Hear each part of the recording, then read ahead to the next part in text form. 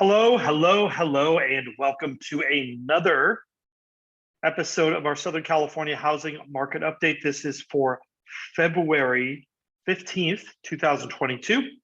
My name is Stephen Meade with Domicile Real estate for people who love houses. And something that I want to start off with a little bit this week is a question that I've been getting asked personally, gosh, probably for the last 18 months. I haven't really taken the question too seriously until recently. And that question is, where is the breaking point? Can we have a market that keeps going like this? And, one of the things I want to tell you is, I'm not going to lie, I think it is a great time to buy a house. I don't think it's an easy time to buy a house. I've said that a bunch.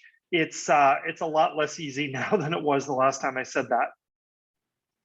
And I think people are asking, how can prices go up? How can affordability go down? Where is the end point? What happens to a market? This is obviously not sustainable. And so I just want to talk a little bit about that before we start in on the stats and kind of weave that into our conversation. The first thing you have to understand is that whatever you are understanding is your expectations right now, those expectations are actually very pragmatic and flexible. And a point that I like to illustrate to people that they often don't understand is, right now, if you are to look for a brand new single family home in Los Angeles and Orange counties, which is where most of us are, unless you are spending north of $1.5 million and probably more, you will be on a lot that has probably between 3,000 and 4,500 square feet. That will be the lot size for that home. And that's considered common and acceptable, right? And some homes will even be more like 2,000 square feet for a lot. Now, what's fascinating about that is, today's home buyers think that a 6,100 square foot lot is pretty big. Now, most of the homes that were built in the 1950s, many of them, especially in San Fernando Valley, have lots that are 6,098 square feet. And this was a big deal because these lots were considered tiny in the 1950s compared to the homesteads that people lived on. And here's where I'm going with this, is just how much people's expectations have changed. Today, a 6,100 square foot lot, that 1950s tiny lot size, or what was called a city lot in the 1950s, is now considered a full-size lot in a world where we are regularly selling homes that have lots under 3,000 square feet and are much higher density. So I think something that you need to understand is that people's expectations and what they are willing to accept change. Today's a little bit cold, but we've had some absolutely beautiful weather here the past week. People like being in California. They like being accessible. They like being near the ocean. And frankly, they're willing to put up with a lot for that. And lot size and other things, especially with regards to their property, they're willing to accept smaller houses, I think, than they used to. They're more likely to accept condos. We've talked about that in the past. If you watch our first-time home buyer version of our market update. The second thing that you need to understand is that this is a world where the variables are dynamic. And what that means is things are interrelated and interconnected. And I'll give you a perfect example. So my personal prediction, right, is that if rates continue to move upwards significantly, and that's a big if, but if they do continue to do that, I keep hearing that 10% inflation is being tossed out as a consequence of a Ukraine invasion. But if we see rates continue to rise, and that means that payment on a median priced home will continue to rise, really there's only a couple of options, right? I think most people, the logic is, well, if the payments go up, the prices are going to have to come down to correlate with that. And well, that's one possibility. I don't think that's the most likely possibility. I think the most likely possibility is that we will see transaction volume drop, meaning last year, I think we were just under 500,000 homes were sold in California for the year. If rates go up significantly, we might see prices stay about the same, but we might only sell 325,000 homes in a given year. Sellers, instead of taking less money for their house, they may just not put it on the market at all because they don't like the higher interest rates of having to go buy something. So if we reduce demand, but we also reduce supply, that doesn't really have much of an effect on pricing. And I think we're going to see a lot of market stagnation if these rates continue to go up. The bummer is, right, if you are a seller looking to buy another house, right? Like you have a house, you want to sell it, you want to buy something else. Well, you'll be facing the same prices, but higher interest rates, right? So that's not good for you. If you're a buyer sitting on the sideline, you have the exact same problem, right? You will be in a situation where you can afford functionally less and you have even less choice in inventory. And I believe that's the most likely outcome if we see these prices heading up. And the reason why we aren't going to see a wholesale drop in prices, at least not in sort of that immediate time horizon of the next 6 months, is because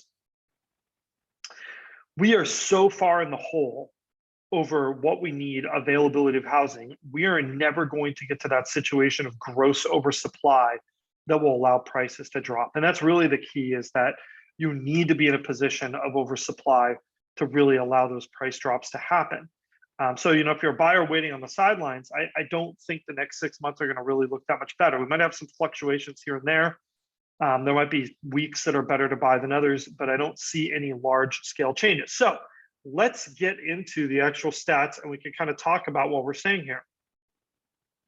So first off, a little bit of good news, or a tiny bit of good news. And that is we have some inventory that has gone up just a little bit. You'll see it's kind of ratcheting up a little bit. That's actually in contrast. This point last year, inventory was dropping. That's the good side of things. The bad side is we are still well below where we were last year in terms of inventory. And that is fueling a lot of the craziness that you might be hearing out there.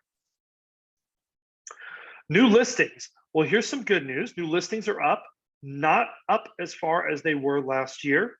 So we are still seeing fewer homes coming onto the market in each 2-week period, but it's trending in the right direction. So we'll take some good news where we can get it. Unfortunately, this is the new escrows coming up, and they are also going up, meaning every time that we raise that amount of listings that come to the market, we are seeing there's at least partially buyers are coming to pick up that slack. They're buying those houses, implying that we are functionally undersupplied for housing and supply limited. Now, if we look at our absorption rate, right, this is our most basic measurement of market competitiveness. What do we see? Well, we see a number that is a little bit better than it was last spring, but not really by much. We're still almost 90% on these under $1 million listings.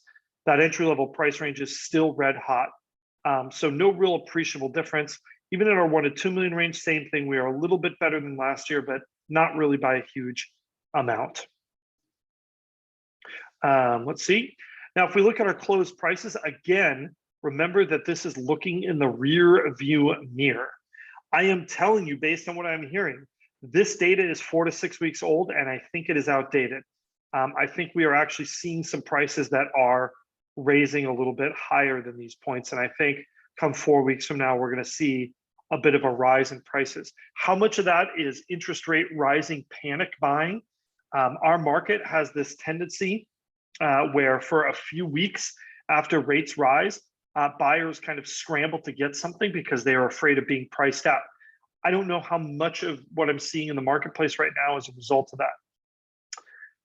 Now, here's our other measurement, and this is the one that makes me think this is not all buyers panic buying. This is, in fact, partially the result of we just have strong demand. It's the springtime. This is our still active percent. Remember, lower means more competitive.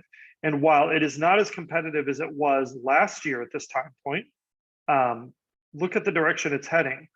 And our 1 to 2 million actually is a little bit more competitive than it was last year. Finally, we have something else that's going on, right? And this should tell you a lot about our market and the mentality. This is our close to list ratio. We are off the charts for 1 to 2 million, meaning on average, we are seeing buyers spending almost 105% of list price on average for those listings in that 1 to 2 million range. And we are over 103% in that under 1 million range. So what does this mean if you're a buyer? If it's a buyer, it means all things being equal, don't expect to lowball on properties. You will not get them. You probably already knew that, but this kind of gives you an idea of where to start writing your offers and where just the market is in general as a baseline. And then we also have this. This kind of tells you a lot about our inventory level and what's happening to these homes that are getting sold. And as you can see, we had something really interesting happen in inversion.